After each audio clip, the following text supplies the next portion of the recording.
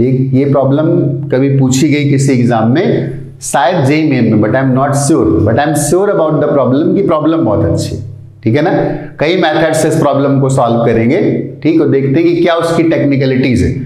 वैसे भी स्टडी का मतलब, लर्निंग का मतलब, जैसे जेईई की प्रिपरेशन कर रहे हैं, नीट की प्रिपरेशन कर रहे हैं, तो हमारा ज़्यादातर स्टूडेंट का फोकस रहता है कि क्वेश्चन आंसर। फोकस ये नहीं होना चाहिए, फोकस होना चाहिए कि हर क्वेश्चन से मुझे सीखना है, एप्लीकेशन सीखने, और वहाँ पर क्या हो सकता है, अपने टूल्स को डेवलप करना है, ठीक है ना। तो इस प्रॉब्लम को एनालाइज करेंगे, आंसर तो निकल ही आता है, आंसर तो बहुत जगह पड़े भी रहते हैं, क्या ही फर्क पड़ता है उससे, ठीक। सीखना, learning, and that is very important कि हमारे कॉन्सेप्ट क्लियर हो, हमारे दिमाग में आइडियाज आना स्टार्ट हो, हमारी मेंटल ग्रोथ होनी चाहिए। ओके, स्टार्ट करते हैं। The maximum power drawn out of the cell from a source is given by where small r is the internal resistance। अभी के बारे में कुछ बोला नहीं, बट इट्स अंडरस्टूड कि वो है क्या, ईएमएफ है। हमें एक सेल दिया उसने, ठीक, ये सेल है, और इस सेल का कुछ इंटरनल रेजिस्टेंस भी दे रहे हैं, और सेल का ईएमएफ ई। तो कहता है कि इससे कितना मैक्सिमम पावर ड्रॉ कर सकते हैं, उस पावर की वैल्यू बताओ। तो एक बहुत बड़ा कंफ्यूजन आता है जस्ट इन द बिगिनिंग कि यार कुछ तो दिया नहीं, सर्किट भी कंप्लीट नहीं किया है और पावर भी पूछ रहा है। तो उसने ऐसा क्यों पूछा है? क्योंकि जो हम एक्सटर्नल सर्किट इसमें अटैच करेंगे वो डिसाइड करेगा कि इस बैटरी से कितना करंट फ्लो करेगा, और करंट डिसाइड करेगा कि इसके क्रॉस वोल्टेज क्या है। और हम लोग पढ़ चुके हैं ना कि बैटरी के cross voltage E minus I R, अगर वहां पर कोई भी इंटरनल रेजिस्टेंस प्रेजेंट है तो वोल्टेज जितना होगा वही वोल्टेज मिलेगा आउटर सर्किट को। इसका मतलब वो आउटर सर्किट के रेजिस्टेंस पर डिपेंड करेगा। तो फिलहाल मैं मान लेता हूं कि आउटर सर्किट का जो रेजिस्टेंस है, that resistance is something x. जो चीज नहीं पता होती यूजुअली मैथमेटिक्स में क्या मानते हैं, एक्स मान लेते हैं। तो मैंने मान लिया कि जो आउटर सर्किट, जो इसके साथ रेजिस्टर कनेक्ट किया है, उसका रेजिस्टेंस एक्स के इक्वल है। इतनी बात सबको क्लियर हो गई? Okay fine. एक चीज जो सबसे नोटिस करने वाली है, उसने बोला drawn out of the cell. कई सारे लोग तो कंफ्यूज हो जाएंगे कि यहां भी तो पावर जा रहा होगा। नो, उसने पूछा ये तो पूरा सेल का पार्ट है ना, जो स्मॉल आर लगा हुआ है that is actually internal resistance. तो वो सिर्फ इस रेजिस्टेंस की पावर की बात कर रहा है जो हमने एक्स कनेक्ट किया है। तो बिल्कुल भी कंफ्यूज नहीं होना है, यहां से भी कोई पावर जनरेट हो रहा होगा। ओके, अब इस सर्किट का टोटल रेजिस्टेंस कितना हो गया? इस सर्किट का टोटल रेजिस्टेंस हो गया एक्स प्लस आर। तो इस सर्किट में कितना करंट फ्लो करेगा? E is the EMF and X plus R is the resistance। तो ये सर्किट में करंट फ्लो करेगा और ये करंट ऐसे फ्लो करेगा, ठीक। अब इसका पावर लिख लेते हैं। तो इसका जो पावर आएगा, that power will be P is equal to I square into r. इसका स्क्वायर कर देंगे तो E square into x divided by x plus r whole square. Okay, और बोलता है कि इसको मैक्सिमाइज करके इसकी मैक्सिमम वैल्यू पता करनी। तो x अगर बदलेंगे तो फंक्शन तो बदलेगा ना, मतलब मुझे इस वाले फंक्शन को मैक्सिमाइज करना है। तो इस फंक्शन को मैं अलग लिख लेता हूं कि this function is suppose y is equal to x divided by x plus r का होल स्क्वायर, और r हमें क्वेश्चन में गिवन है, ठीक। अब पर्पस क्या है? How to maximise this function, ठीक। हमारे पास कई सारे तरीके हो सकते हैं। एक कॉमन तरीका होता है क्या, कि हम कैलकुलस यूज करें और फंक्शन को मैक्सिमाइज करते हैं। बट फिलहाल मैं इस क्वेश्चन को 3 तरीके से करूंगा, even you don't want to use calculus, ठीक। मान लो किसी को डिफरेंशिएशन नहीं पता है तो वो कैसे इस प्रॉब्लम को सॉल्व करेगा, और लास्ट में हम लोग डिफरेंशिएशन से भी सॉल्व कर लेंगे, राइट। कि जहां पर मैक्सिमा या मिनिमा होता है वहां पर डेरिवेटिव की वैल्यू 0 होती है। एक बात तो समझ में आ गई, मिनिमम की तो बात करेगा ही नहीं। मिनिमम का मतलब है कि रेजिस्टेंस की वैल्यू को इनफाइनाइट कर दो, कोई भी करंट वहां पर फ्लो करने वाला नहीं है, और उस केस में पावर तो कंज्यूम होने वाला नहीं, ठीक है ना। और अगर मैं r की वैल्यू को 0, x की वैल्यू को 0 पुट कर दूंगा तो उस केस में भी यहां से कोई पावर नहीं मिलने वाला है। इसका मतलब मिनिमम तो समझ में आता है कि दो वैल्यूज पे मिल रहा है, बट मैक्सिमा की बात करनी तो सबसे पहले इसको मैं विदाउट डिफरेंशिएशन सॉल्व करता हूं। तो मेरे पास जो फंक्शन है जो मैक्सिमाइज करना है वो है क्या, वो फंक्शन मेरे पास है y is equal to x divided by x square plus are square plus 2xr। इसको ऐसे लिख देता हूं इस फंक्शन को, ओके। इसको ओपन कर दिया मैंने, x प्लस आर का होल स्क्वायर, और x से न्यूमरेटर और डिनोमिनेटर में डिवाइड कर दो, तो ये फंक्शन बन जाएगा 1 डिवाइडेड बाई x से डिवाइड करोगे तो x बचेगा plus are square by x और plus 2r। Is it okay? यार हमें इसका मैक्सिमम निकालना था। क्या निकालना था? मैक्सिमम निकालना था। तो ये अगर मिनिमम हो जाएगा तो ये मैक्सिमम होगा ना। तो मैं एक और फंक्शन बना लेता हूं, that function is suppose z, and z is equal to x plus are square by x और प्लस 2r। और इस फंक्शन का क्या करना है? इस फंक्शन का मिनिमम निकालना है।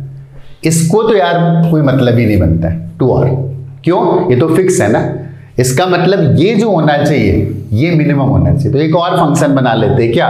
w is equal to x plus are square by x.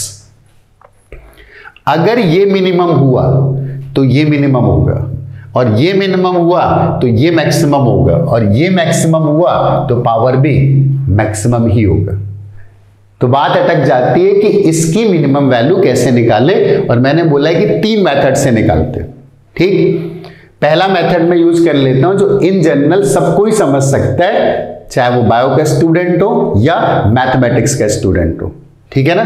Okay, तो इसको मैं थोड़े से एडजस्टमेंट कर रहा हूं। इसमें एडजस्टमेंट कर रहा हूं कि एक r बाहर निकाल लेते हैं, तो this will be x by r और प्लस r बाई एक्स।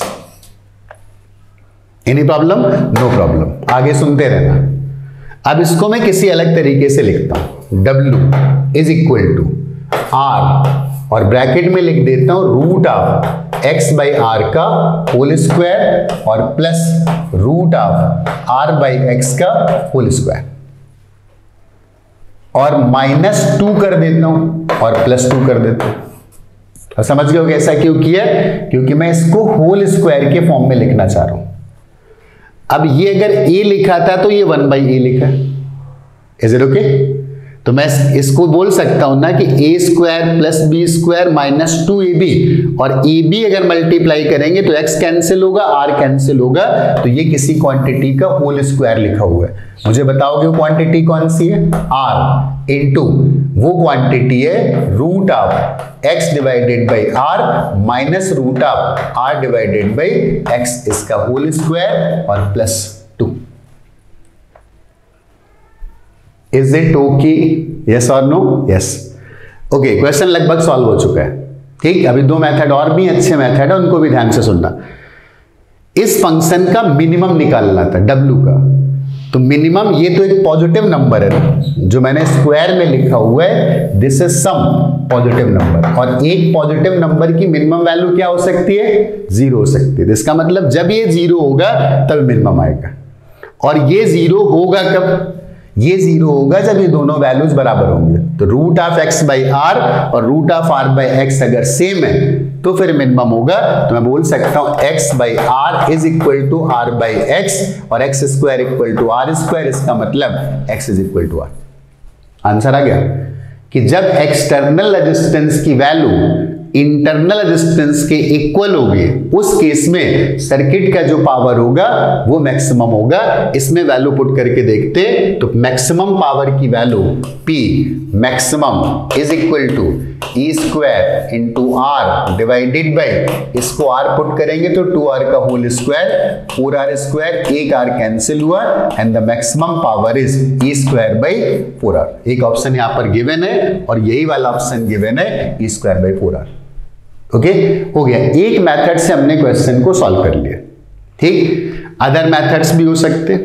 ठीक, तो दूसरा मेथड क्या था कि मैं इस फंक्शन को सीधे डिफरेंशिएट करके मैक्सिमाइज कर दो। और एक और मेथड भी है, AM ग्रेटर देन GM, मतलब arithmetic mean is greater then geometrical mean. ये क्वेश्चन उससे भी सॉल्व हो सकता है, राइट? चेक करते हैं कि अगर मुझे ऐसे सॉल्व करना होता तो फिर कैसे सॉल्व करता। सुनना आते हैं दूसरे मेथड पर।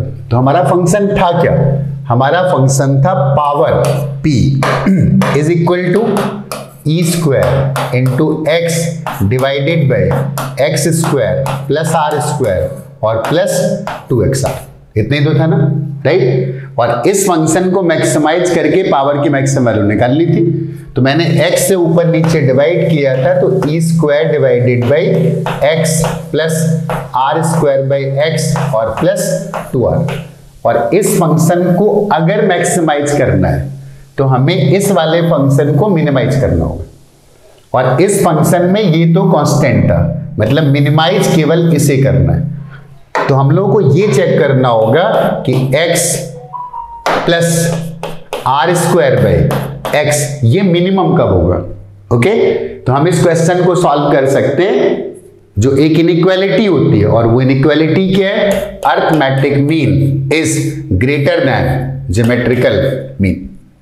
ओके, तो इन दोनों का अर्थमेटिक मीन निकालते हैं, x plus R square by x divided by 2 and that must be greater than geometrical mean. और ज्योमेट्रिकल मीन का मतलब है रूट ऑफ इन दोनों क्वांटिटीज का मल्टीप्लीकेशन। तो x into R square by x, तो ये x कैंसिल हो गया, दिस इज R। इस 2 को राइट साइड पर ले जाते हैं, तो x square plus R square by X is greater than 2R। इसको और भी एडजस्ट करते हैं, x is not equal to 0, right? And x is neither negative, क्योंकि एक निगेटिव नंबर को जब राइट साइड पर ले जाएंगे तो इनइक्वालिटी बदल सकती है। तो x 0 भी नहीं है और निगेटिव भी नहीं है। तो अगर ऐसा है तो मैं x से पूरे इक्वेशन, इसमें x स्क्वायर नहीं था, दिस इज एक्चुअली x, तो पूरे को x से मल्टीप्लाई कर देते हैं। This will B x square plus R square greater than 2XR। और इसको मैं लिख सकता हूं x square plus R square minus 2XR is greater than 0।